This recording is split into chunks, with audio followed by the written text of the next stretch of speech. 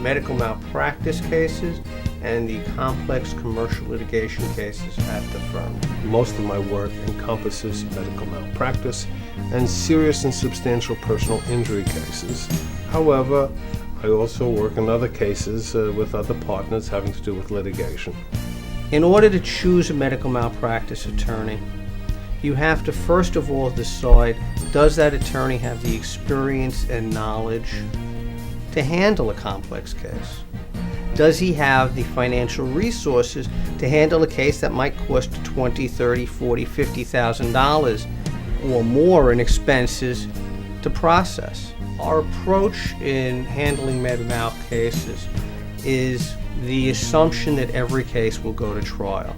There are primarily two medical malpractice liability carriers in New York State. Neither have a policy of early settlement. If you want to get the approximation of fair value for your case, you have to bring that case to trial. You have to show them that you've done the work, you have the goods, and you can try the case. So our approach is to handle every case from its inception to its conclusion that the case will be tried. Medical malpractice cases share the same origin as car cases, slip and fall cases, cases which many people are familiar with. However, they have become, because of the advancements in medicine, much more complicated.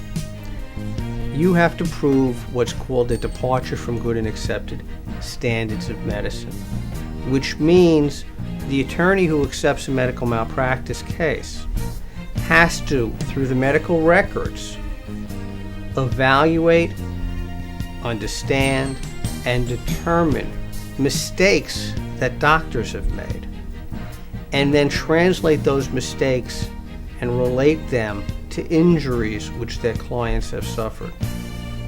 That is a very different concept than I got hit by a car and I got hurt, which is a logical and easily understood scenario. You then have to take these complex issues, find experts, and not all doctors are willing to testify.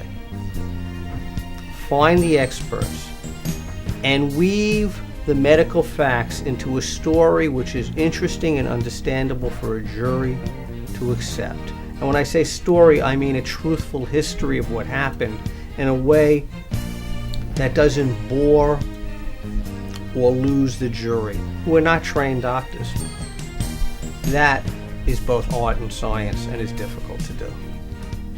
There is no single answer to what would be a reasonable and fair settlement. What I would say is whatever we do has the acknowledgement that whatever settlement that we get or whatever verdict we get doesn't fairly compensate the victim for the damages they sustain, because we handle cases of catastrophic injury and death, and our opinion is that monetary damages really can't compensate the victims for the losses they've suffered. However, monetary damages can help the victim of medical malpractice or hospital malpractice, or their families, their wives, their children, from the continuing catastrophic effects of medical negligence. If you don't pursue it, you don't get anywhere.